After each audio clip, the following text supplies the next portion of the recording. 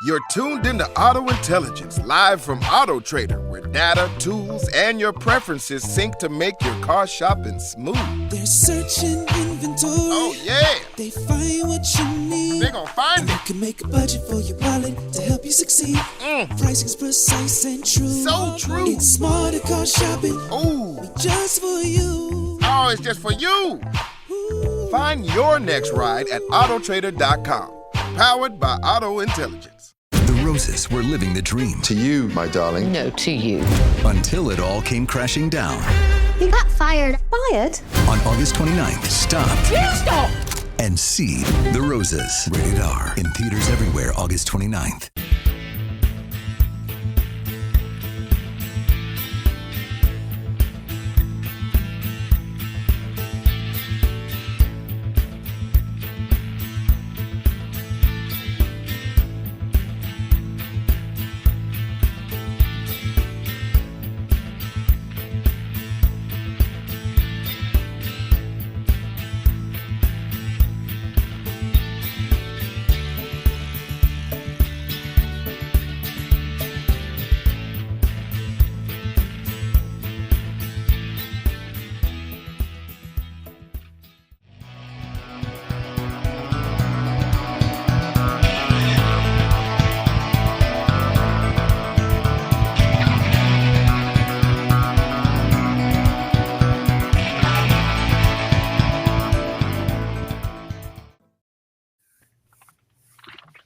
All right, Sheldon, let's start us off on defense, big guy.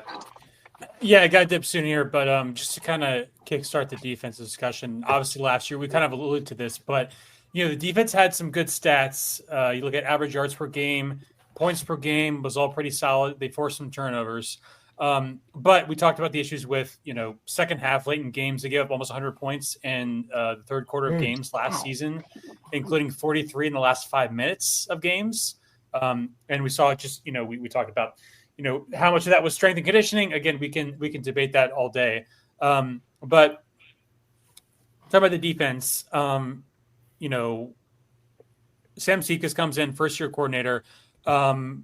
We talk about what is most critical for this defensive unit this season, between halftime adjustments and closing games, talking about, coaching, S&C, whatever it may be. What do you think is most critical for this defense to kind of get rid of those late game woes that we kind of saw last season? Again, we know there's talent there, but how do they fully implement that talent for the entirety of a 60-minute game, which they just didn't do last season? Go ahead, Dwight. Oh, go ahead. Hold on, say that last part again. My reception. No, seriously, I'm not. What was the question? Because my thing. Yeah. So we're just talking about what's critical between halftime adjustments on defense and closing out games. What's kind of the secret formula that Tech needs, or a way they can improve from last season when it comes to being efficient in the second half.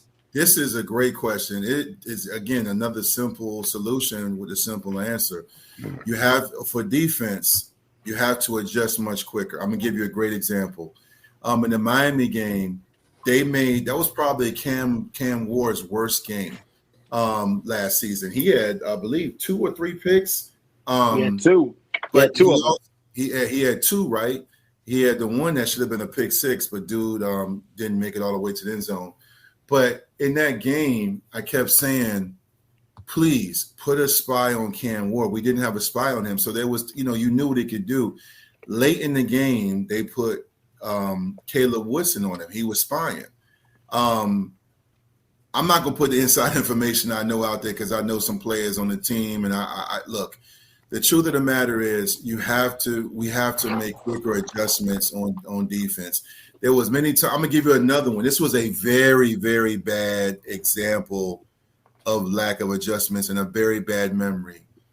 Rutgers ran the same fake handoff rollout the entire game, and we never adjusted. And you know what? We paid for those sins because several games throughout the season, teams read that on critical situations. I'm like, can we please, for the love of Blacksburg, Hokie Stone, make an adjustment? It is, listen, everyone knows, y'all all laughing. It was that gun, it was the clap snap, get it, fake it, roll out, drag across the middle, tight it underneath. Yep, like, underneath. That is a non-U on Saturday morning Dumfries Field play where you see 9-year-olds running that. I ran a flag football. Said hike, and you get it, you fake it, you drag a guy, and it was like, again, so Shelton, the bottom line is quicker adjustments. Everybody talks about, oh my God, Bud was the GOAT. Bud was the GOAT. Yes, he was. But I remember when Tech beat North Carolina when Tyrod was there, big matchup in ACC. It was, back when it was divisions. Tech went down there and won 26-13 or 26-29-10, something like that, in a sold-out crowd and mostly Tech fans. And Bud Foster after the game said he credited Torian Gray for the adjustments he made with Eddie Whitley and the safety. So he knew Carolina gave them a new wrinkle. Let me take you back to last season. In 6 to 8 of the post-game pressers, how many times did we hear they did some things we didn't see on tape? Everyone does things we don't see on tape, especially after we see on tape. Everybody's saying. So to me, that means, again, raise your hand if you're watching this and you've played or you watched a game where the players were mic'd up. I know this. The first 2 series, you're feeling yourself, and the coach says, hey. He grabs that board. Hey, what are you seeing out there? Tell me what they're doing. What are they doing out there? Right. So when the hell did that happen? Because to me, the tight end dragging Shelton, it was, again, if you're going against a dual threat quarterback, and it was a coordinator, Dwight. Yeah. It didn't even want to take direction from Bud Foster. Didn't even want to help from Bud Foster. So if you got a defensive coordinator that don't want to get help from Bud Foster, he's not going to ask a player what he sees. He just says, I know what I'm doing, and everybody should be okay with what I'm doing. That's why he gone. So we got to get – I think sometimes, coordinators can get in that we do mindset. And, like you said, Dwight, adjustments are going to be the most important part of more quickly adapting to what the game plan of the other team is. Because we had a lot of times, like you pointed out, Rutgers was a big one. We looked like we weren't prepared, and it's not that we weren't prepared. It's that the coordinator has to, like you said, get them on the sideline, talk them through this and say, hey, what are they doing out there? What are you seeing? What are they coming out in? What's the formations they're coming out in consistently? What are these guys doing? How are they blocking this up? And at some point you got to get together with the team and make some adjustments. Because I'm going to say this, Brian. I'm going to say this, and I hate to be, because I'm getting mad when I think about this. I've been dumb and started looking at games from last year. You know how YouTube has the what do you call them, condensed games? Yes, sir. I went back and started looking at them. I'm gonna stop doing it because I'm gonna get mad. But listen, go watch the whole one. It'll really make you mad. So people who play sports understand this, or even if you watch sports, you should understand this. Defense isn't always about defense. Defense has some things in there that's kind of like offense. Just because we call it defense, that's what it is. But when you talk about attacking defense, that's not sitting back waiting to see what the person can do. Like if you look at a good defender, it's very hard for a defender to stop an offense. Like somebody who plays offense on Michael Jordan, it's hard for him to stop him because he's got the ball. He knows what he's doing, right? You have to be really good at attacking on defense to have a good defense. And I'm not saying that we had a great defense, but it was always like we was playing defense. We were sliding. Oh, well, let's see what they're going to do. You have to have a game plan. You have to have a game plan to go attack the other team. We didn't have anything where we attacked the other team after halftime. We didn't have any adjustments that we made to go attack.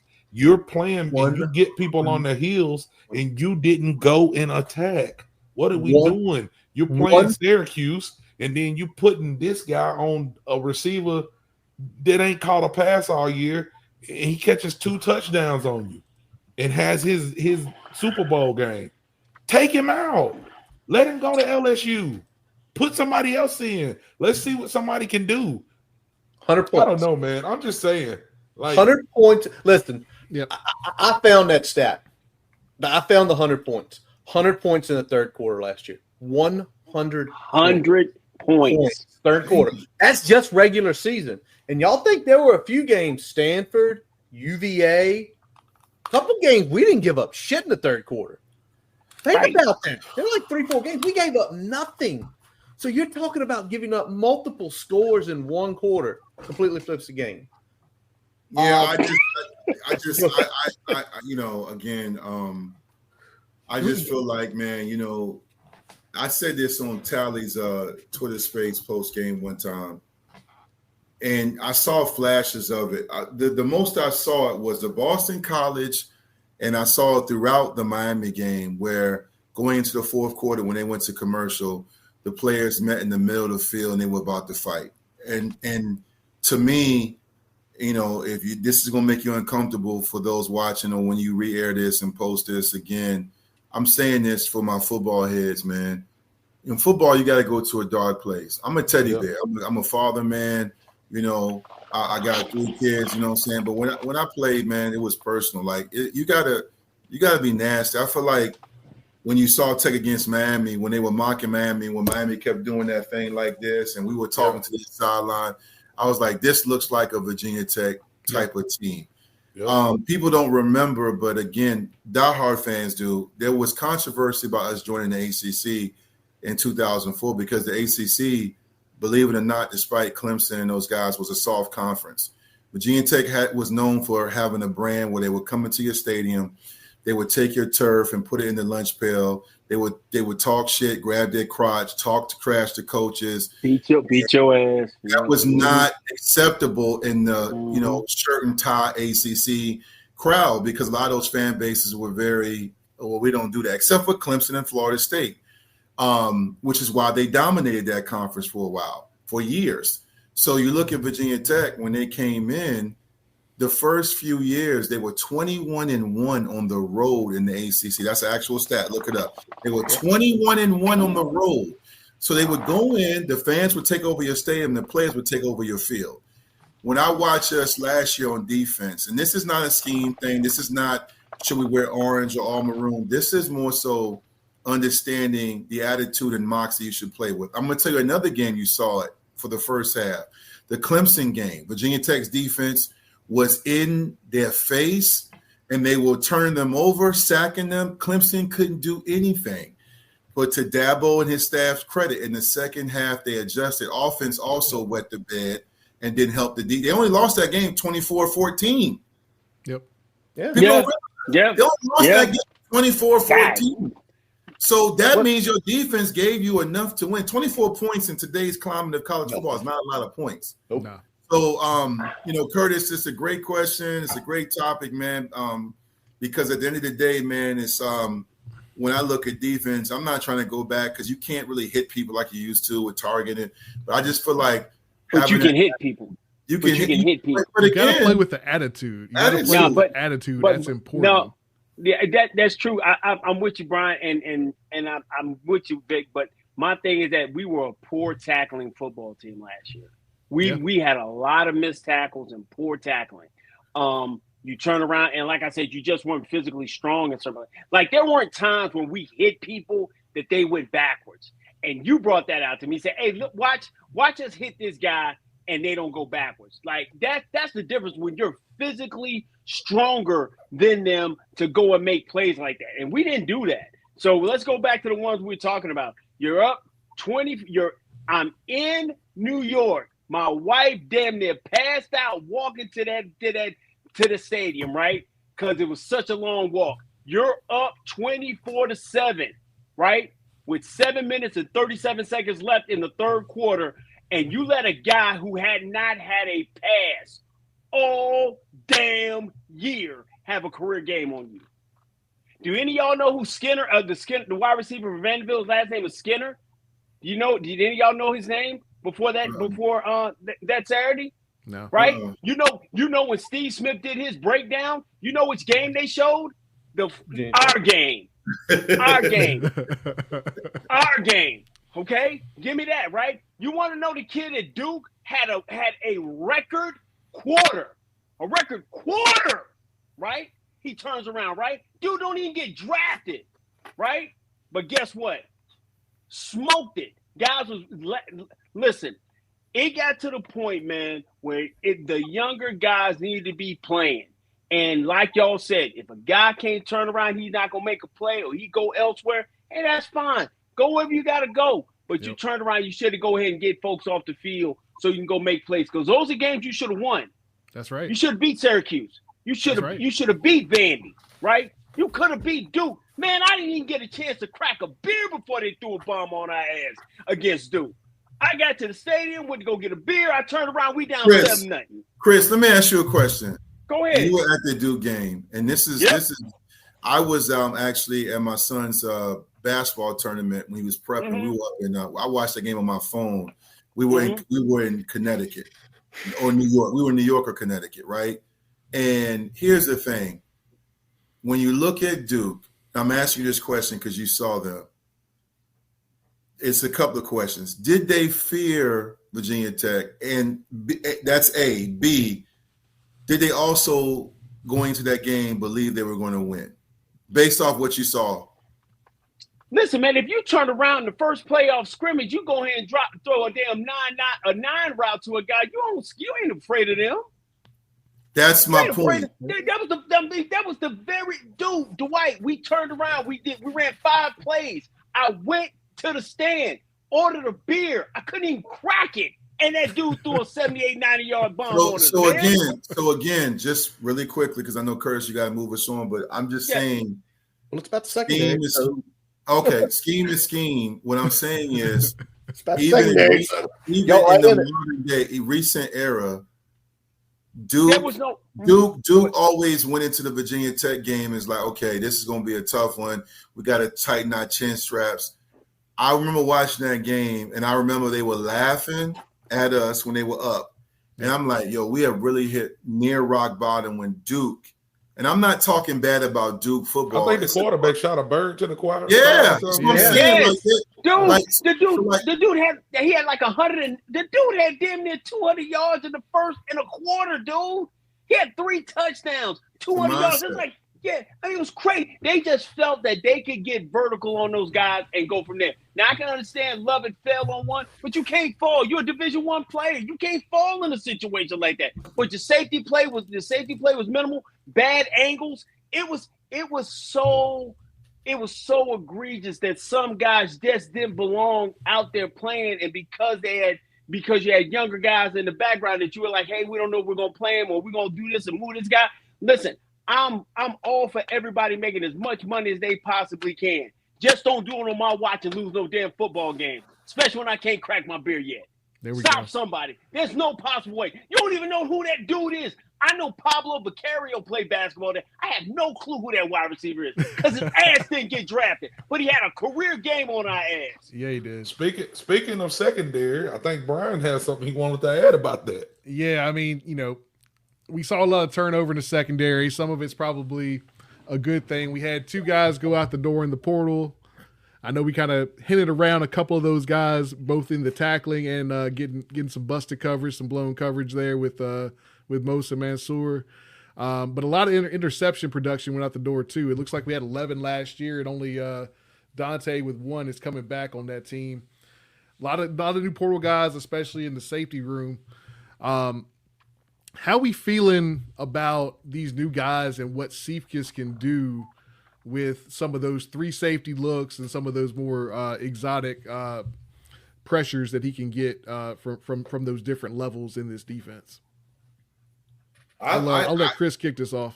Yeah, go ahead, Chris. Go ahead, Chris. I love what I got to get a nickname for Coach Cephas. I don't know if Sam I am. I don't know what it is, but I just got to get it because the dude loves football. But I just think you're gonna put guys on the field that can go get after the ball. IBM, he wants to get after the ball. Dante's got to show what he can be able to do, and I know he wants to improve. I think your safety play is going to be so much more improved with Quinn Reddish being to the point of having a year full in the system and feeling comfortable with it. And you're just going to have guys who really attack the football. The one thing Dorian was great at coverage, and he got better as the year went on, but with picking off passes. Whereas Mansour was going to gamble and try to make plays and things of that nature. But I think your secondary play is going to just be so much. It's going to be exotic. and because we're gonna get into our prediction, people haven't seen it, and Sam is gonna throw different things at people, and we don't go against a lot of great passers this year, so I think it's gonna work to our benefit. To be honest with you, I think the secondary is gonna have a couple of bumps and bruises. Like we don't have flat out blazers, guys who can just flat out run. But I think with the different looks they're gonna give us, it's gonna give us time to get home and cause guys to make errant throws and things of that nature. Dwight, before you jump in here, I'm going to ask Chris. I'm going to give you one name, and you tell me what you think about this guy, JoJo Krim. Love him. Long, lean, athletic. He is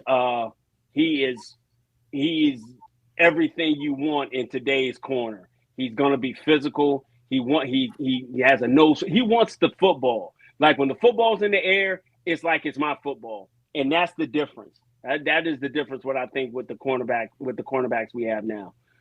Our best corner won't play a snap this year, in my opinion. The guy who's not going to play it, and I don't think, and with Josh Clark going out, I think he was going to have a breakout year. And Josh is just an athlete, man. Yeah, I loved what I saw from him, kind of as the season was wrapping up there. So disappointed that injury got to him there, and we're not going to see him this year. But Dwight, what you got on this one? Chris kind of stole my answer. What I was going to say, I like the schemes we're going to be running from the secondary. I feel like defensively, Tech's going to be good this year overall, because I think even last year they showed flashes. I think the biggest thing for me is who takes on that role that APR had.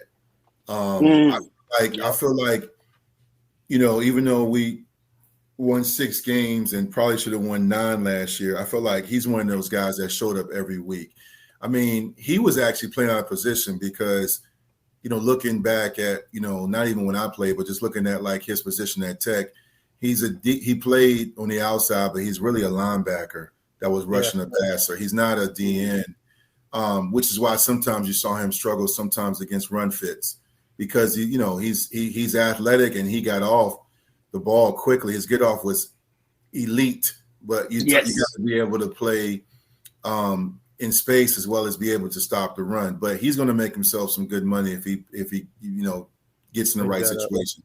But for Virginia Tech right now, back to your question, B. At the end of the day, man, I like what we're going to. I think defensively, look, you're going to steal make me put my stuff out there before I'm ready to, but I'll say this. I feel like that is the difference in how Tech's going to beat South Carolina. A lot of times people talk about offense, but again, this is no secret to you but defense is always in college football the first 3 weeks ahead of the offense. Yeah, always. Always. I feel like that is going to be Tech's differential if they can win that game. I like schemes that they're bringing this year with what they're doing. I'd say this. Safety play has to be good, but they also have to be in a situation where I said they got to be able to rush the passer without the blitz. One thing that Bud Foster took pride in when he had Jason Whirls and Darryl Tapp and all those guys, even the Martin brothers and all them, when any coordinator on any level, especially college and pro, can get pressure on the passer with his front four, you are now, because what happens is now when you get pressure with your front four, you go to that chalkboard and you get to your iPad and you're like, oh my God, we are about to get real spooky out here, because now you can do different things, which puts so much pressure on the offensive line. But again, my question is, who takes on that role? APR, he kind of reminded you a lot of Cornell Brown, Darryl Tapp. Yeah. Virginia Tech, Jason Whirls. When Virginia Tech has a pass rusher, even going back in the days, even though Bruce Smith played in the wide tackle 6, he played defensive tackle. When they have their edge rusher, they are so elite on defense. But let's say this real quick. Everybody's like temperature expectations. You don't get APR. 16.5 sacks last year. But you got J.C. Price in that room. First of all. Your boy. Yes. Yes. Take a look at some of the portal guys we brought in. Take a look at the Hickman kid from South Florida. And Dwight, I don't know if you got a chance yet. You seen the James Junkman interview we did a couple weeks ago? Yeah, I did. You tell me that kid ain't a dog that's going to go rip somebody's head off. Because this is my feeling. And I'm looking, and you look at the pieces. APR was great. Peoples was great. but you had Gilliam who started growing up last year. Do y'all think this unit, it may not be an APR, oh my God, he is the best defensive end in the country. I think this unit, as it's built, you start looking at Copeland, Gilliam, Asen Stevens, who looked good last year, Rod Johnson, Emmett Law. Come on. Could this unit just produce overall better? Maybe not as many sacks. You said about APR, he struggled at times when he got ran at. Yeah, so to answer your question, that's why I said what I said. I feel like defensively, that's going to be the story in a few weeks against South Carolina down in Atlanta. Because the reason why I'm saying that is because of J.C. Price and his scheme. And here's the thing. When I say who's going to be the next APR, I'm saying more so because I always feel like a pass rusher in Tech's defense leads the way, and then you can feed off that. That's why I named some of the guys that, like I said, with Cornell and those guys. But even though Fuga was a fan favorite, that's my brother. He's from up here in Northern Virginia. Fuga, he would run stop, but he didn't get that pass rush up the middle a lot. So I feel like the guys you just named, especially in Porter, first of all, J.C. Price track record with him, even going back to when he coached at JMU and other schools at Marshall, he has always given teams in Tech, including Virginia Tech, fits. That three overtime game against Marshall, the defensive line coach was at Marshall was J.C. Price. So I feel very good. I don't know. Maybe I'm a little bit overconfident, which is rare for me, but I like our defensive scheme and what he'll be able to do with the D-line. I just feel like, again, the bigger question is linebacker play with Lawrence. What's the kid that's been there forever? He's real long, the 6'5" linebacker. Is he still there? You talking about Burgos? Yeah, Lawson. He's a UCF. So he's gone. Yeah. So again, who are the? I don't have the roster for who the linebackers. Oh, so you got Caleb Woodson. I was going to say, so yeah, that's the next point that we was going to anyway. So great segue, Dwight. Mainly talking about who's running the linebacker room. You got X running our linebacker room now. There you go. You talk about Caleb Woodson, Jaden Keller coming back. So we kind of know what those guys are. Also, Spencer's going to be there. Picked up a couple guys out of the portal. So there you go. Kind of what do we feel that room is going to look like with the new pieces and the pieces that we know that are already there. So, Chris, now you can kind of – Hey, hold on. Before Chris answers that, can you just say it one more time because it sounds so good to my ears? You said who's running the legend? The legend. The legend. Running it? The X-Man. Xavier DB. Yeah. Boy, Chris, I wanted the fans to hear that again because it's gonna be just like when I said JC and everybody's like JC. I'm like, all right, and then now they're like, oh, we love you, JC. Yeah. Go ahead, Chris, because the same thing. I'm just gonna piggyback on. So with Xavier DB being there, I just think that just is the pedigree and the ability for him to coach. He is a young coach, but I think he's an excellent coach. But I think what's going to happen with this, whereas I'm going to just go piggyback off the defensive line, where we knew it was going to be 16 from APR, and then you're going to get 4 to 5 with the pressure with Peebles up front. I think next year you don't know where it's coming from. Because I think Juncom's going to do it. Ben Bell's really good. I think the surprise guy of the year is going to be Kamari Copeland. I do not think they have any idea how to block him. And that kid is crazy. So you got Gillum, you got him, you got Emmett Laws with the transition. So I think it's going to be able – you win football games by defending what? A and B gap. Block A and B gap, run through A and B gap. That's how you win football games. So if you turn around and you get pressure up front on all of these mobile quarterbacks you got, Sellers, Pavia, King, if you can make him worry about it coming in his lap, then you can rally and get to the outside, get to him. So I believe that's going to be fine. I think your linebacker room is going to be outstanding.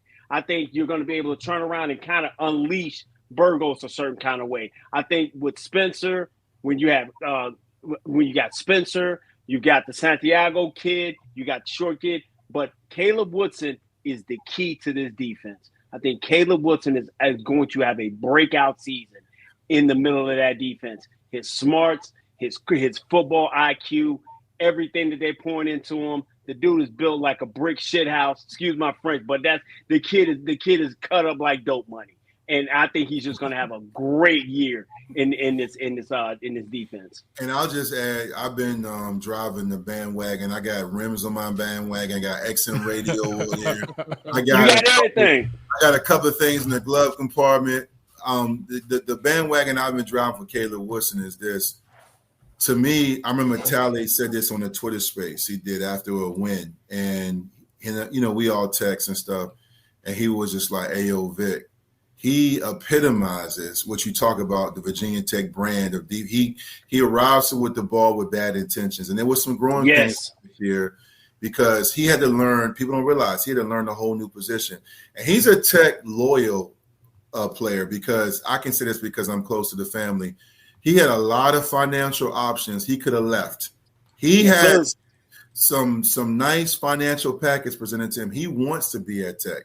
And I think, and this is something, these are one of these things where we all know because we're media and we cover the game and we played it. And I'm not saying fans that, because they don't have that, don't know, but there's certain things that's not going to be reported until the 30 for 30 or later on. And what I'm referring to in a positive way is Xavier DB's impact on Caleb is going to be insane. Because X is young enough, and he and real recognize real kids, young men, and young women, female sports recognize when you're being coached by somebody that gets it. I love coaches that can interview. Well, Xavier DB, I interviewed his old coach, Coach Sexton, for my Vicktory Life podcast, and he talked about they had to kind of control him in practice. He's one of those guys you see, and he's smiling, he's a class act, and then you see him, and I miss watching him and Vince Hall play together. And I feel like you're going to see some of those bad intentions. Again, this is why I'm standing on business with this pick when it comes to our defense. I think the difference for us this year, early in the season, is going to be our defense. Special teams is always important, but I think that defense, the linebackers, the D-line, the scheme we're running is going to fit more of the personnel we have versus the previous scheme. This episode is brought to you by LifeLock. When you visit the doctor, you probably hand over your insurance, your ID, and contact details. It's just one of the many places that has your personal info. And if any of them accidentally expose it, you could be at risk for identity theft. LifeLock monitors millions of data points a second. If you become a victim, they'll fix it, guaranteed, or your money back. Save up to 40% your first year at LifeLock.com/podcast. Terms apply. Smart Water Alkaline with antioxidant. Whoa, that's refreshing. And a 9.5 plus pH for every way you move. I did take a spin class today. Restoring like a pro. Smart Water Alkaline with antioxidant. For those with a taste for taste. Grab yours today. Yeah, I'm with you, Dwight. I think, you talked about it a little bit earlier, but I think Caleb Woodson is going to be that tone setter of that defense. Mm-hmm. And you saw with X and having somebody that played that role for Virginia Tech, went on to do bigger things in the NFL, and now is back here. And I think that's going to be big dividends in that linebacker room, especially for Caleb Woodson, because, again, I think he's going to be the tone setter. And, you talk about X being, smiling and everything, but, like, every good football player has a switch. And when you get on that field and you flip that switch and you become a different person. Well, hey, Brian, just to your point, and I remember somebody was like, well, Vic, man, probably can't hire everybody that used to be at Tech. I said, listen to me. I'm not saying you have to hire everybody that played at Tech. What I'm telling you is it's okay when Duke does it. Duke's entire staff basketball is all Duke guys. Miami all of them. Every last one of them. UNC, all UNC guys. Miami football, mostly Miami guys. I'm saying you're not in a bad situation when J.C. Price, Pearson Prelo, and Xavier DB are on your staff. These guys get it, and they're young enough where they can relate to the players and they can teach it. And like J.C. Price has the coaching pedigree. At DB, and everybody made a big deal about Pride not really knowing who Xavier DB was. I don't care about that. I was kind of surprised, but, sometimes coaches answer questions not thinking about how fans are going to react, but that's not his job to. I think you got to read the room, but you also got to understand, man, those guys get asked a lot of questions. he might not know Xavier Deeby the way we do. I just feel like, first of all, I'm gonna say this shit. He's recruiting my nephew. My nephew loves the guy. My nephew loves him. Like Xavier Deeby, he just understands how to relate to players, but he also knows how to play the position. And you talk about line again. We always talk about DBU with Virginia Tech. It will never really get the consideration to be mentioned with the Penn States, but Virginia Tech's linebacker play for decades was elite. That was also a position. That was also a position that led the way when it came to good to great defenses. There was the 3-year span when Tech was ranked number one, and number 2 in the nation overall in defense. Look at the linebackers they had. Yep. Absolutely. Absolutely. I don't know why people always feel like they got to reinvent the wheel on something. Like if your school is good at something, just fall into it. Like I feel like Virginia Tech is always going to be a school that should have a dual threat quarterback. I don't say your quarterback has to run every play, but I'm just saying Virginia Tech, unless you got Trevor Lawrence that wants to go to Virginia Tech. That son of a gun could run. Yeah, like who? Trevor got a little but I'm just saying, go do the stuff that has made you be successful. Like, why we try to reinvent the wheel and go get 5'10" linebackers? Like, you got to go get a linebacker that looks like an ACC Virginia Tech linebacker. You know what I'm saying? Like, we go so far away from that, and it's like, I can understand if we was maybe in like California, no disrespect to them. I know they eat salads and stuff over there. Y'all in Virginia, you should be able to open the door and find a lineman, somebody who can block, a linebacker, somebody who like push. California got some Samoan linebackers though, so they got some guys. Understanding why we going to Germany to get a tackle. I mean, in Virginia, I don't know. Like I've came to Virginia a handful of times. Oh, I forgot about that. When somebody talking about Hans. They're talking about Hans. Yeah. No. Well, Hans was in Virginia though. He came over. He's talking about the kid that they literally was playing in Germany about 6-7 years ago. Hans came to Virginia when he was like 13. Oh, right. Okay. Yeah. I know you're saying, man. I know you're talking about. Canada and Georgia. I'm in Canada and Yugoslavia for when you are in Virginia. Like I've came to Virginia plenty of times, and if somebody's bigger than me and they 16 years old, I probably would try to see if they can block somebody. Hey, but look, to your point though, and this is why I've said this before, and this is one thing. I'm in the DMV, Northern Virginia, DC, Maryland, but I still go home. I'm a 757 guy. I'm a VA guy, 804. And I've said this in many Twitter spaces and even on different platforms like this. You mentioned in your backyard, you look at the kid, damn, I'm forgetting names, but the kid that played at LC Bird, won a state title with him. He was a linebacker at Virginia Tech. They always joked about how, like, Ray Shard. Yes. How he never looked the part until game day, and he was an animal. Or one of my favorite, I always butchered his name, so I called him Little Palomalu, Munawaka Tikatuku from Salem with all the hair, right? Yeah. So, like, again, it's a guy, he looked like a wild animal when he played, but he set the tone. Those kind of linebackers, those are two quality to elite linebackers that really didn't check the boxes with all that athleticism. At the same time, they were able to play that position. Right. You know what I'm saying? As far as just being able to really make that imprint in that Mike position, that linebacker position. Virginia Tech has always had, when their defense was great, good and great corner play, safety play. But yeah, I see the name. Thanks, Rob. Mm-hmm. Like at the end of the day, man, like I think it was actually an O instead of an A, though. Yeah. So I mean, the linebacker play to me, a DB and those guys. Like I said, I always felt like, man, prior, you got to have your staff. You got to get your guys, and you got to get guys, not your boys, but people that really understand Virginia Tech football. This is why, again, you look at guys like I mentioned, Duke and Carolina and programs like them. I'm not even mocking them right now. I'm just saying, like, those dudes, I mean, say what you want about Shire. I know it's in the Duke basketball thing. I'm talking about, like, Final Fours, understand what it means to be a Hokie or a Blue Devil.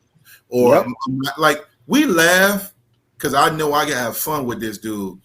And then people talking about back when the Coke was pure and all that. But when I watch Michael Irvin, when he was when they played Cal at Cal and that game got close, and he was on the ground humping the ground and begging the defense to get a stop and sweating like TD Jakes, and I was like, damn. You know what I'm saying? Well, look, hey, go ahead. I can relate to Irvin because y'all don't see me when I'm in this house watching Tech, right? Right. That is my only team. So to me, my daughter's recorded me. She better not ever release those record. When when I watch Tech, I watch the games all the time in two fashions. One, watch it as a fan where I'm like, that's a catch, and I'm yelling. And then I watch them again as a media guy that covers the game and watches, and I take notes and look at stuff and trends and things. But I'm more Michael Irvin when it comes. And there's a lot of guys like me that played in that university that understand what it means to be a Hokie and how the defense should be and how the offensive line should go. JC, what happened? This is my school. I love my school. You know, he was emotional. People don't understand that, but I think they did after they saw that. Like, that guy was able to salvage the season and get us to a bowl game. But he understands how to coach, too. So I just feel like, the defense is going to lead the way this year. Defense leading the way. All right, well, we get to the end. 2 hours, 37 minutes later. Wow. I'm not shocked. Ain't nobody in this room shocked. No doubt. But it's only one thing that matters, because we talked about players, we talked about frustrations with last year, we talked about changes, what we can do better. One thing that matters, it's wins and it's losses. And Shelton was nice enough where he had a dip off. He gave his prediction. Shelton saying 7-5, 4-4, and 8. Okay. So Dwight, Chris, y'all play rock, paper, scissors, but wins and losses. Got to make a prediction if you're allowed. You want to go first? No, you go first because I got my answer, but I had my answer early. But go ahead because I'm looking at the schedule right now. Go ahead, Chris. I'm looking at the schedule again. The schedule I look at like this. I'm going to give it to you like this. South Carolina, you win. Okay, you beat Vandy, right? You beat ODU. You beat Wofford. You beat Wake Forest. Okay, you beat Georgia Tech. Okay, you turn around after Georgia Tech. You play Cal. You come back and play Cal, right? Yep. You play Cal. I beat Cal. First game that I'm not confident in is Louisville, because I think Louisville has got a monster of a football team. I think you beat Louisville. You make new memories when you beat Miami in your building, right? You go down to Florida State, right? Because I don't think they're that good this year. If Castellanos is still playing, you beat Florida State and you beat Virginia. You're 11-1, right? Everybody shut their ass up, right? And you get a chance to go play Clemson in Charlotte. I'm going to just tell you how confident I am on that.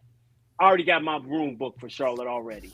Damn. That's how confident I'm on that. Hey. All right? Yeah. Now, I'll put it to you like this. So y'all understand how I mean about this. I only want to drink bourbon and smoke cigars. All right? That's my prediction. I'm going to go back down to Charlotte again, and we might lose to Clemson, but we're going to give them a fair fight. The reason I feel that way, and I know, Chris, they're just pie in the sky, and we got to go prove it. We do. But the first 6 weeks of the season, they have not seen what Seafkins is going to throw at them. They have no clue what we think they're going to throw at them. And then that gives us time to gel and be who we are. I'm not afraid of South Carolina at all. I've been saying that. They are returning that football team that was so great last year that won 9 games. You got 9 new starters. Dylan Stewart is an absolute animal, but I got to block him. Them other cats that they got, some of them cats came from the 757. I watched them play, and they wasn't great here. They just went down to South Carolina and got an offer because another kid was down there that I sent down there on a plane ticket. And then everybody saw it and they thought they were great. So I think South Carolina's vulnerable on defense. I think we're going to have enough offense to beat them. I think you go back and you shut Pavi up and you go ahead and beat him. I just believe you can go 11-1 with this schedule. The only game that I am not confident we can win outright is Louisville. Everybody else, let's line it up. So that's great. That's good. That's good energy. I'll say this. I thought about this question long and hard because I'm doing another segment. I'm doing more of a segment on Thursday. It's a radio show. B, you know about that. With I shout out to our guy Rick Watson. Yep. But like at the end of the day, Virginia Tech. I said this last year when everybody said, "Oh my God, Virginia Tech." Now we got Miami coming up. I said they'll probably beat Miami. And everybody was like, "Yo, what do you smoke?" I said because Virginia Tech in the new era will show up because they recognize the name. It's the inferior part for the teams. So number, and then bigger than that, take the emotional aspect out of it. I've been around this game a long time. No disrespect to anybody, Sons of Saturday and all these other podcasts, Tree of Life, all these other teams and podcasts that keep popping up. I am the OG of this. I've been around this. I helped build this program. I've connected the football alumni and kept them connected, kind of been like the unofficial ambassador voice of the Hokies for a long time. So one thing I'm excited about is the fact that Virginia Tech's opening the season against a very good, recognizable opponent. Yep. Beamer always said, and other coaches said, you always prepare better when you're playing a team with a name. I remember being dejected when we lost the Sugar Bowl against Michigan because I felt like that could have been a great win. Was that a great Virginia Tech team? That was an 11-win team that lost twice to Clemson, but beating Shoelace and Michigan, that would have been a great win for the brand. We fell short. The false start on the 1-yard line, you never know. You win that game with Logan Thomas and David Wilson and company. South Carolina, I really feel like as much as I love Shane Beamer, he's a close friend of mine. I love him. This is a big game for him. And sometimes that emotional factor, even though he can downplay it, it's hard. It's a big game. And more importantly, how many times has everybody picked one team to run through another team? Absolutely. And Georgia Tech upsets Florida State in Dublin, Oregon, or Alabama. When we used to open up with Alabama, it felt like every in the Chick-fil-A kickoff, Virginia Tech was leading or up, or it was a close game. Yep. I don't really think Tech is going to be overpowered by South Carolina. Number one, because it's the first game. It's when you want to play a team. When I look at Virginia Tech right now and the schedule, and I never like this statement. The schedule's favorable and you got a lot of wins. No, it's not about that. I'm not saying I don't believe in favorable because some of them easy games be the tough ones. Right. I feel like when I look at the schedule, there are solid teams to questionable teams in Louisville and Georgia Tech. Everyone has athletes. Everybody's on scholarship.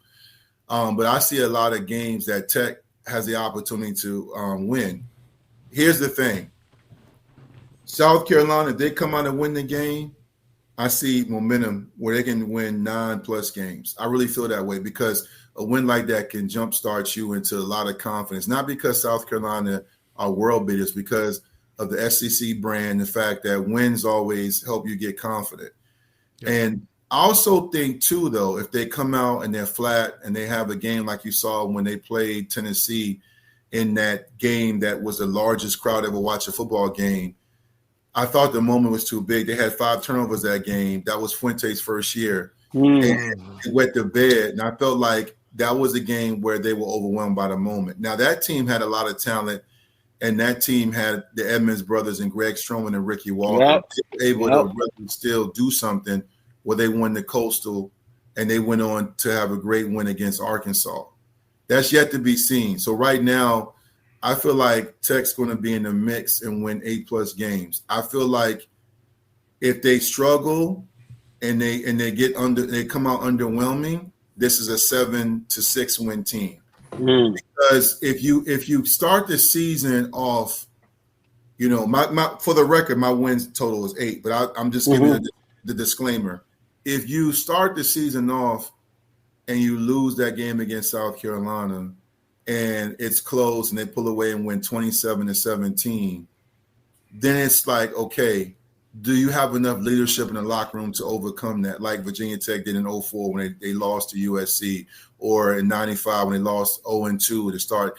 I'm naming teams that recovered, or Boise State when they won 11 wins. I don't know who the leaders are. Every year when I do these pregame shows on podcasts, people talk about we got this guy, the measurables, this player's this, and we got this hire. I am always, till God takes my last breath, going to talk about leadership. because from whether it's the NFL, high school, pro, even in media, podcasts, and if your team, as your leaders are good, the showing is going to be good. I'm hoping KD Drones takes on more of a leadership position. I feel like Virginia Tech can win 8 games. ODU, Vanderbilt. I think UVA is going to be better, but I still think they got a little bit of a challenge with the culture down there, trying to figure it out. But I feel like there's games that Tech can win. You owe Miami one, but I feel like with those games they'll get up, Curtis. I feel like those games Tech always get up. I just feel like right now Tech, if I had to say, is an 8-win team, because I feel like, last point, I'm going to shut up, that Pry understands, coaches know what's being whispered. They know that it's not about being scared and on a hot seat. It's understanding that, you need to really seize this moment. You need to lock in and block out all the noise. And I feel like Tech could really make something happen. They're recruiting well, and the energy is good, but a win against South Carolina at 3:30, when everyone's watching, with everyone watching, and the whispers around Virginia Tech, you win that game, and I know I'm not trying to make it like a national championship, it really changes your perception within seconds. It's true. Within seconds. Every Tech win for all the coaches, including Fuente, when they upset Florida State at that time, or when they won games, when Fuente was there and they beat Miami on Thursday night and they sacked that quarterback from Miami 9 times, like that, it changes perception. It does. Within seconds, because of the age of social media. You beat South Carolina Sunday afternoon, 3:30, ain't shit going on. You win that game, and all of a sudden, wow, what a win by the Hokies. Could they be back? And all of a sudden, and you lose that game, you can still go to a good bowl. Because I still think I'm going to go to a bowl, but I just feel like you miss an opportunity. Grandpa's here. Hank's always helping out, Grandpa style. Now he's treating his prostate cancer with help from Xtandi enzalutamide. Xtandi 40 milligram tablets treats men with prostate cancer that has spread to other parts of the body and responds to a medical or surgical treatment to lower testosterone. Xtandi may cause serious side effects: seizure, a brain condition called PRESS, allergic reactions, heart disease that can lead to death, falls and bone fractures, swallowing problems, or choking that can lead to death. Stop Xtandi and get medical help at once if your face, tongue, lip, or throat start swelling. Tell your doctor at once if you faint, have a seizure, quickly worsening headache, decreased alertness, confusion, vision problems, chest pain or discomfort, or shortness of breath. Xtandi can cause harm to an unborn baby or miscarriage. Use birth control during and 3 months after Xtandi. Common side effects include muscle and joint pain, feeling unusually tired, hot flashes, constipation, less appetite, diarrhea, high blood pressure, bleeding, falls, fractures, and headache. Talk to your doctor and visit Xtandi.com. This episode is brought to you by Progressive Commercial Insurance. Business owners, meet Progressive Insurance. They make it easy to get discounts on commercial auto insurance and find coverages to grow with your business. Quote in as little as 6 minutes at progressivecommercial.com. Progressive Casualty Insurance Company. Coverage provided and serviced by affiliated and third-party insurers. Discounts and coverage selections not available in all states or situations. You have to take you got to take away the stigma of not beating a Power 4 team, a Power 4 conference team. You beat the stigma of a close game, and you just go out and outplay somebody. That's what we missing. That's making memories. That's the stuff that y'all used to do. Bro, I was a Carolina fan. Dude, I used to watch that dude, number 7, right, get wicked. I was like, I didn't even know where Virginia Tech was. But you watch that guy go out there and just go win football games or damn near win football games. We've had so many close calls. I've learned so many close call losses here in the last 2 years. It made my stomach turn. You go and beat South Carolina. Go ahead. Chris, one quick point about my cousin and what he did. He was surrounded in both years, especially that first year, by Corey Moore, Carl Bradley, and Engelberger and Company, and Jamel Smith and Nick Hawks. Sharon Smith, Andre. Yeah. The reason why I brought up the fact that I'm the OG of this shit and I'm not taking shots at anybody else on any of the podcasts is because I helped build the program, and I know what it takes when it comes to getting your team in position to make a run. I've been there for the hard times. I've covered the program as a columnist. I've been in the locker room. I know those players. I know what it takes. And again, I feel like Virginia Tech desperately needs to win this game because I'm going to tell you something. I know this to be true. And I have not talked to Shane, but I know this to be true. Regardless of who they lost, Shane is going to take this game personal, and he's going to unleash every opportunity, fake field. And if they get up, he's going to run it up because he was never even called to even interview for the job. Hey, I got no problem with little dude wanting to run it up. I understand that. I ain't never liked the fact in that situation with him is that he talks so down and dirty about this program. And I didn't know anything about him not getting the opportunity. I'm sorry. Well, I mean, the thing about it is I was recruited by Tom O'Brien when he was at UVA as the coordinator. He talked down on the program, and he went to Boston College, and he continued. I know for you that's a personal matter. Shane loves – listen. I know this. This is my dude. He got Vicktory Life gear. Shane loves Virginia Tech. But right now, he ain't supposed to. And listen, when I say take it personal, you got to understand. So then whether he might have gotten called, but I texted him. He said, I haven't heard anything. Brendan Hill and Kevin Jones, or D'Angelo Hall, I think it was Brendan Hill and Kevin Jones, did a video, might have been D'Angelo and Brendan Hill, about why Tech should be hired. Now, I'm going to tell you about the energy Shane brings.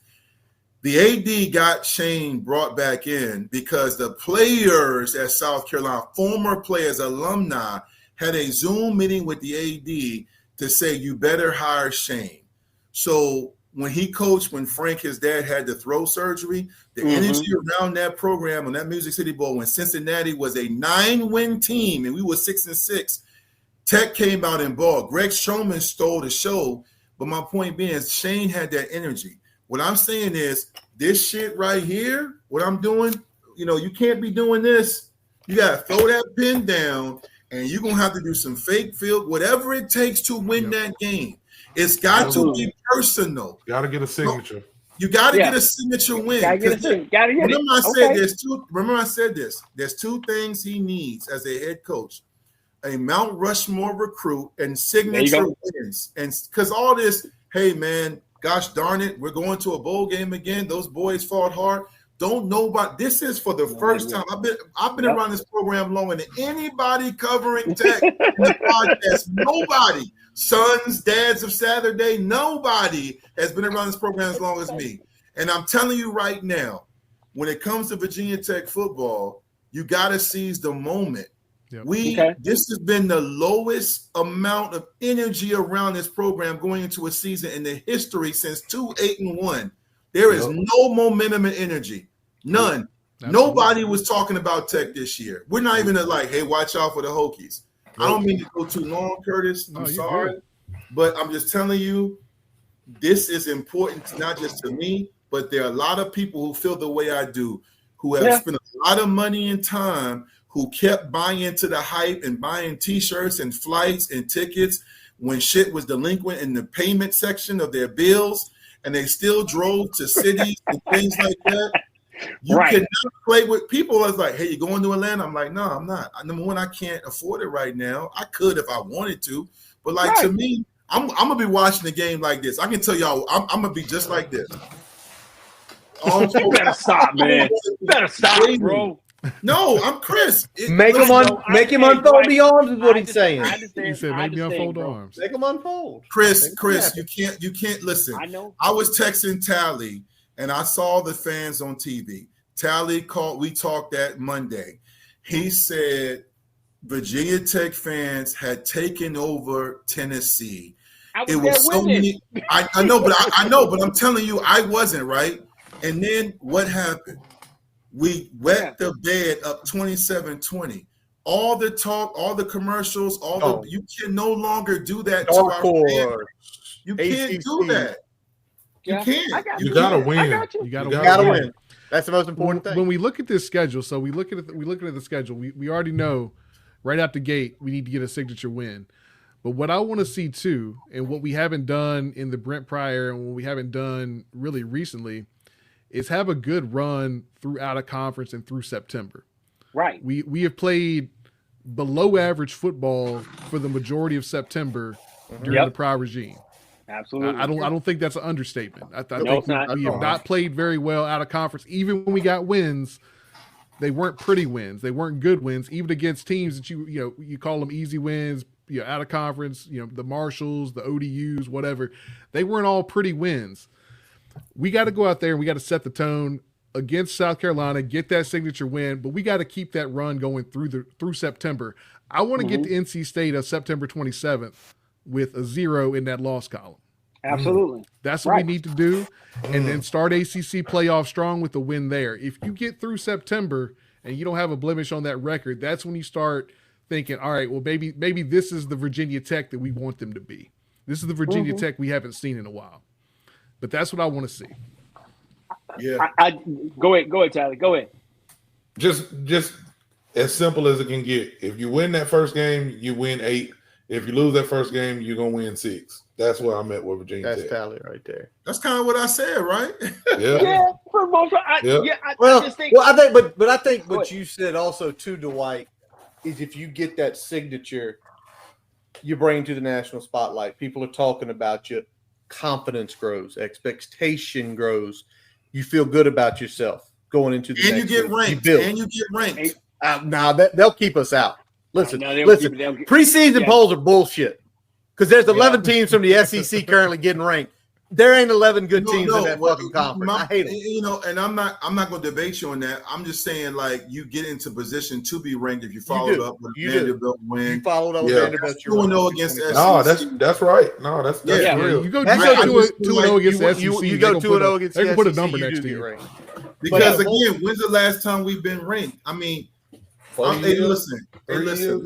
Look, I remember when one of my favorite movies called it was Denzel when he played the boxer, and he was talking about the Hurricane. Yeah. So remember the scene? It was a final appeal, and his 2 lawyers are outside the window, and he's sitting there like this. Denzel won the GOAT of acting. Yes, sir. He took the jailhouse phone, and he said, he banged on that joint. He banged on it. He That's said, right. Bang. He said, look, we do it, and I'm done. If it doesn't work out, I'm going to live and die here. But I'm paraphrasing the scene, right? That's right. Yeah. Hey, man, Chris, you were a Carolina fan. You came in when you saw my cuz set the world on fire. When you have been in my position, I'm Denzel behind the phone, man. We ain't got no more time, bro. I don't know. Listen I know Tech will go on long after I'm here. What I'm saying to you is this program means way more than what people realize to me. Like, I got 2 degrees from that. I met my wife there, my family, everyone's going there. On top of it, I recruited 2 of my cousins there. More importantly, the bowl games, all different things we helped build there. For me, I spoke there. I was a keynote speaker on the 9/11 Memorial Day. I was a speaker there, right? Article written about me. I was the Virginia Tech ambassador when Fuente was there. I did a football alumni panel. I covered the game with Kyle Bailey pregame show. I've driven at Tech at 4 a.m. to do a pregame show and watch them blow a lead again or lose to East Carolina. So I have given my life. I'm not knocking the newcomers, but to me, I'm Denzel with the phone. I'm hitting this jailhouse phone, and I'm like, hey, man, I'm tired of being irrelevant. I am tired of, like, we didn't execute and we have to make better plays. I have to be better. Know what? I can't, because Wake Forest has surpassed us. Duke has surpassed us. Marshall has surpassed us. We are not supposed to be in this position. This is unacceptable. I'm sorry. I don't want to hear about NL money and budget. Ricky LeBlue listed the thing. We got money. Now, Ricky's my boy. I'm just saying. I'm not mocking Ricky. I'm saying, we got money. And I know what Witt's talking about. I'm talking about, stop it, man. Like, stop playing with people's emotions, man. Y'all, you didn't understand with this program. And living up here, my dad and my father-in-law are Redskins fans, Commanders fans. I was one when I was a kid. There was a guy that was crying when they clinched the playoffs when they beat Atlanta, and he was in the stands crying. I wasn't at the game, but I remember I saw it on TikTok. And he turned to his boy. He was like, and he just started rubbing his boy. He was like, I know. If you've been a Commanders fan, like my friend, my people out here, You're talking about decades of irrelevance. Your only Super Bowl win was to beat the Cowboys or play the Eagles close. I don't want Tech to become that. When beating UVA is people online, that is disgusting to me. I do not want that. I used to wake up forget when I played. I used to wake up on Sundays, back when the paper came out, even with the social media stuff, and say, okay, they lost. We should be 18 tomorrow. We should be 17. Snap. We might be number 9. Yep. Now I'm like, damn, dog, we are 3-5. We got to make the bowl. I'm looking at the rest of the schedule to see, can we even get to a bowl at this point? Yeah. Well, I think what Dwight's saying, and Dwight, you've been through every season of your life up at Tech. Me, Chris, you've got a kid there now. You're seeing a season of his life, and then us 3 up here, and the 4th, he gone. He got to get his beauty sleep. Sorry, that's for Sheldon. Sheldon's got to get to bed. But for 30 years of our life, 30 years, right? A lot of that 30 years, it was good times. It was 10 wins. It was Orange Bowls. It was Sugar Bowls. It was top-notch players. It was doing what you just talked about. We're going to be number 5 this week. We're 6-0. USC, the rest fucked us. We got screwed by them. We want to get back to relevancy. And I think what you went with your monologue there on South Carolina is why that game is so important. It's not the Vanderbilt game last year. If we beat Vanderbilt last year and we go 7-5, people are just like, you beat Vanderbilt. South Carolina's 13th in the country. Lenore Sellers is the biggest fucking thing in quarterback. You mentioned Dylan Stewart, the biggest DN. They have everybody looking at them. You go down there and you bump them off. The heads turn and say, are they back? Because I said on this program about a year ago, when will we know we're back? There will be a moment. There will be a moment in time. And are we going to know it in the moment? Probably not, but you're going to reflect on it. And I think that's what you're saying, because that game, it's going to be a massive audience. Mm-hmm. It's going to be a massive audience at 3 o'clock. The stadium is going to be packed. If you go down there and you pull off that win, it puts people on notice. And how you pull it off, I don't care how. Beat them by 30, beat them by 1. I don't care about how much you win by. Nobody cares. So, Curtis, it goes to, I was going to say, so it goes to this. We've heard from a couple of different people. What's your number? I'm at 8. 8 wins? I'm at 8 wins this year. Yeah, I'm with Dwight. I'm with 8 wins this year. Brian? I'm liking 8 as well. I'm right at 8. I could be talked into 9. I could be talked into 7. Like I said, I think the South Carolina game is going to be the tone setter, and that's going to really kind of depend on how the rest of those chips fall this season. But I'm going to say something real quick. Go ahead. I hope me, Dwight, Brian, and Tally are all wrong, Chris, and you're right.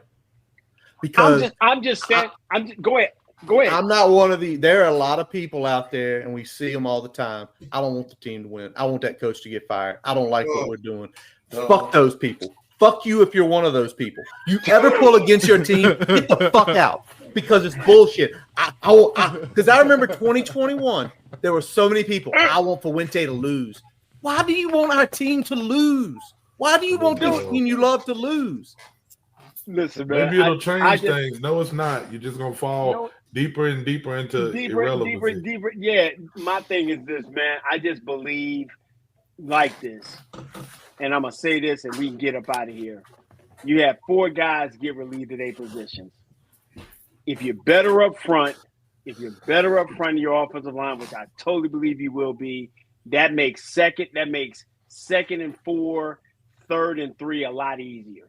If you have an offensive coordinator that has a plan and an idea what he's doing, and he's knowledgeable, because that was the biggest thing. We didn't have a knowledgeable, credible, experienced OC. You have that now. You've got a defensive genius, like big, just sitting up at night thinking of kind of daggum defenses with Seekis. And he wants these guys to understand it, be simple, and play fast. And you got a bunch of kids, man, that don't have this aura or lure about the SEC being it, because a lot of them got recruited to the SEC. A lot of the SEC pissed off a bunch of them. said they weren't big enough, they wasn't this, and they willing to go down there and bust their ass. I'm just telling you, this is a double-digit win team. I'm standing on business. No, I'll say this. I'll give Chris props on this. The year they went 7-6, Fry's second year when they went 7-6. Yep. They had a losing record when Don V had his live, and Chris said they're going to a bowl. After what I say today, they're going to a bowl, and everybody in that space was like, "Yo, you tripping? You don't know what you're talking about. You just emotional." And they got to a bowl game that year. So I'm not going to knock Chris' prediction of 11 wins. I'm not even saying that couldn't happen. I just need, man, for me and my peace of mind. And I mean, I as much as I love Tech, as much as I've bought into what that program means. I met my wife at Virginia Tech, bro. Like, you got to understand something. At the time I chose Tech, I was the first recruit in 94. I broke a streak because everybody was going to UVA, Carolina, and Penn State or other schools. I was the first person in my school. So I just interviewed Coach Mike Smith, and he talked about it, like, because there was a rift between him and the coaches, and I broke the streak. Then you got Myron Newsom and a lot of guys, including Mike and Marcus. So when I chose Tech, nobody was going to Tech like that. Like I brought that energy along with Antonio Banks and Lawrence Lewis. So for me, when Tech wins, like on a Sunday, especially to start the week, if they can win that game and by 6:45 we're kneeling and we throw the ball to the ref and I see orange, maroon, pom-poms and people stand up and down, that gives me life because I play fantasy, I do parlays. I don't have no favorite NFL team. I don't have no favorite NBA team. Like, so when we lose, and then on top of it, when you're who I am, my phone, all my phones blowing up, lose, like, what's going on? Fire this dude. This is, and I have to kind of help then de-escalate the fan base because I've been appointed and anointed the voice of reason, which I am. So yeah, man, I need. But sometimes you need space to vent too, because like, you watch it, you live it, you got to vent, but you also got to be the voice of reason. So you got to kind of come at it from both angles sometimes. You got to understand what I did when I went back to 757 and I was wearing my Tech gear. It went from where you at Vermont to like, yo, I'm trying to go there. It's like, understand what I did when I came. There was an influx of Hampton High guys to include Tyrod Taylor. I helped bring in guys that are household names, like legendary. They have their names engraved in plaques on walls. I'm not trying to make this show as we wrap up about me. What I'm saying is when I speak, it's not just emotion. It's not just like we need the first 40 fans to come out and get a free T-shirt. I don't do all that manufactured bullshit. I'm talking about something I believe in. Like the Vandy loss hurt me. Like losing, it hurts. It hurts. Like it hurts. Like losing to ODU and have to hear those fans behind me and talk reckless. You know, so to me, you know, when Chris talks about 11 wins, I'm all for it. I just need them to be. I need the people that make their money. And the way I talk about it on this show, it needs to matter to them that way. Because you know what? JC and those guys, they feel the same way I do. Yep. They do. Yeah. This is what I'll say. This is what I'll say while we closing out. Cap it off. And how I feel. When you go look at the Titanic, right? The Titanic had everything. The Titanic had everything they needed. They had the band playing. They had the best boat. They had the fancy food. All the rich people was there. Everything was lined up. It was the captain's job to take the boat from here to here safely. That motherfucker ran into a big ass thing of ice and killed a whole bunch of people. If you're gonna drive this boat, stay away from them icebergs, man. We just trying to make it. We trying to make it to the other side safe. And the other side safe is 8 wins. We happy. You keep hitting icebergs, brother. Get your signature win this year. Go beat somebody. I'm tired of losing. I'm tired of seeing New King talk about Miami and what they doing. We got to win this year. So I'm going to end it with that. Curtis, what you got for me? Let's wrap up this episode of the Boundary Corner Podcast. Chris, Dwight, thank y'all for bringing the energy. Love y'all both. Thank you, man. Thanks for having us, man. No doubt. As y'all know, we are brought to you by Dr. Jeremy Counts at the Counts Family Pharmacy down in Blacksburg and also Moments on the Maury in Lexington. I'm Curtis Wilson. I'm Brian Siegler. Jonathan Taylor. We are part of the College Huddle Network. Visit BoundaryCornerVT.com to listen to all of our episodes. Check out all the stuff there. Follow us, Facebook, Instagram, YouTube, all your favorite podcast sources. You also, if you want those tickets that you saw in the commercial, you have to be subscribed to the Twitter or the YouTube, or you have to retweet the video to get entered. That will be done. If you do all three, you get 3 entries. You get 3 entries. Yes, Callie, you told us 3 hours. As always, our buddy Jason Long, he plays us in, plays us out. Check out jasonlongmusic.com where you can get to all of his good stuff. We appreciate y'all listening. And as always, let's go. Hokies!